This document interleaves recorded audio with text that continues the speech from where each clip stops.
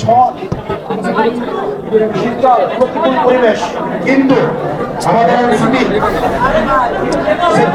নেতাকর্মীরা এই প্রতিকূল পরিবেশে তারা বসন্ত আনতে তারা সক্ষম হয়েছে।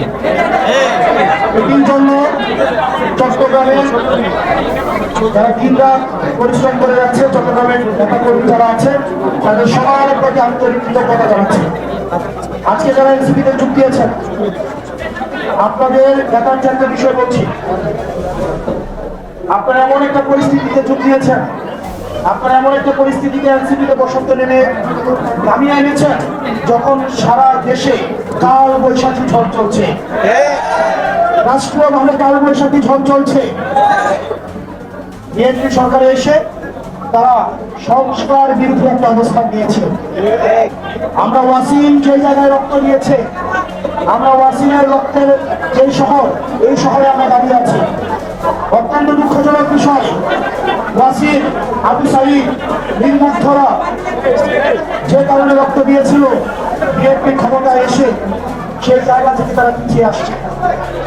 প্রিয় চট্টগ্রামবাসী, বিএনপির অসংখ্য নেতা কর্মী আমাদের কাছে এসে দুঃখ প্রকাশ করে ভাইয়ের দরকার জন্য 15 বছর নিজের অর্থ দিয়ে, শ্রম দিয়ে, পরিশ্রম দিয়ে জেল খেটেছে এই দরকার জন্য।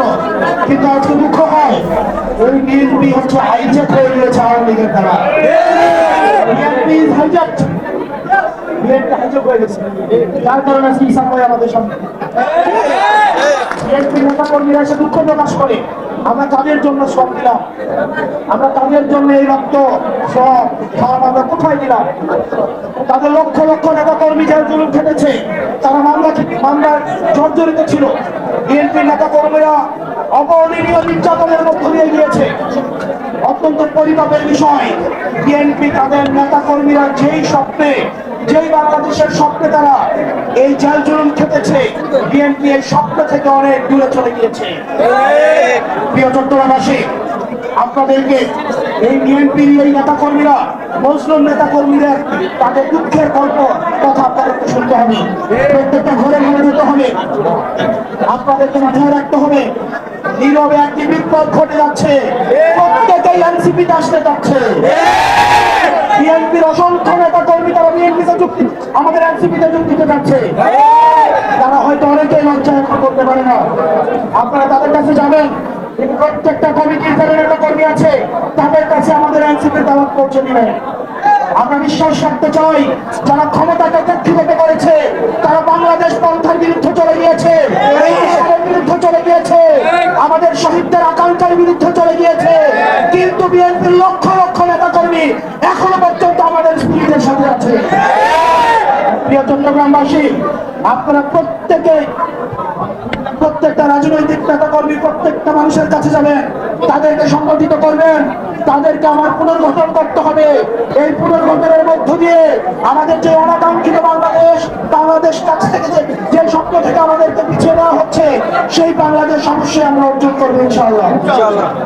এই প্রিয় চট্টগ্রামের অসংখ্য নারী নেত্রী জুলাইয়ের রাস্তায় নেমে এসেছিল, কিন্তু আমাদের সেই নিয়ম, আমরা তাদেরকে পুনর্গঠন করতে পারি নাই, তাদেরকে আমরা রিঅর্গানাইজ করতে পারি নাই। সেজন্য অনেক নারী নেতৃত্ব তারা রাজনীতি থেকে পিছিয়ে আসতে বাধ্য হয়েছে। সেজন্য নারী নেতৃত্বের মধ্যে যারা আছেন, আপনাদেরকে অনুরোধ করবো, চিটাগংয়ের যে নারী শক্তি রয়েছে, নারীদের মধ্যে যে নেতৃত্বের যে ক্ষমতা রয়েছে, দক্ষতা রয়েছে, আপনারা প্রত্যেকটা নারীর কাছে যাবেন, তাদেরকে পুনর্গঠিত করে, রিঅর্গানাইজ করে আমাদের বৃহত্তর যে লক্ষ্য, আমাদের পুনর্গঠিত বাংলাদেশের যে লক্ষ্য, এই লক্ষ্য নারীদেরকে আপনারা অংশগ্রহণ করাবেন। প্রিয় চট্টগ্রামের বাসী, এই প্রিয় চট্টগ্রামে ঢাকায় যখন আন্দোলন বন্ধ হয়ে গিয়েছিল, বন্ধ হওয়ার উপক্রম তৈরি হয়েছিল, চট্টগ্রাম থেকে আবার আন্দোলন, আবার সারা বাংলাদেশে আমরা বিশ্বাস করতে চাই, চট্টগ্রামের এনসিপির বসন্ত চট্টগ্রামে সম্প্রসারিত হয়েছে। সেই বসন্ত সারা বাংলাদেশের প্রত্যেকটি পথে প্রান্তরে, প্রত্যেকটি জেলা উপজেলায়, প্রত্যেকটি হাটে মাঠে, ঘাটে পথে প্রান্তরে ছড়িয়ে যাবে। এবং আমাদের আহ্বায়ক জনাব রাহিদ ইসলাম, উনি ঘোষণা দিয়েছিল 10 বছরের মধ্যে যদি বাংলাদেশে কাঠামোগত পরিবর্তন না হয়, তাহলে উনি রাজনীতি ছেড়ে দিবেন। বিশ্বাস করতে চাই, আমরা প্রত্যেকটা মানুষ, আমরা আমাদের নিজেদের সাংগঠনিক দায়িত্ব যথাযথ পালনের মধ্য দিয়ে আমাদের আহ্বায়ক করার মধ্য দিয়ে আমরা আমাদের আহ্বায়ক যে স্বপ্নের কাঙ্ক্ষিত সংস্কারের যে বাংলাদেশ, সেই বাংলাদেশ অবশ্যই আমরা গঠন করবো ইনশাআল্লাহ। আপনারা সবাই ভালো থাকবেন, সুস্থ থাকবেন। আপনাদের সাথে লড়াইয়ে সংগ্রামে আবার দেখা হবে। ইনকিলাব ইনকিলাব জিন্দাবাদ জিন্দাবাদ, ইনকিলাব ইনকিলাব জিন্দাবাদ জিন্দাবাদ। আসসালামু আলাইকুম ওয়া রাহমাতুল্লাহি ওয়া বারাকাতুহু।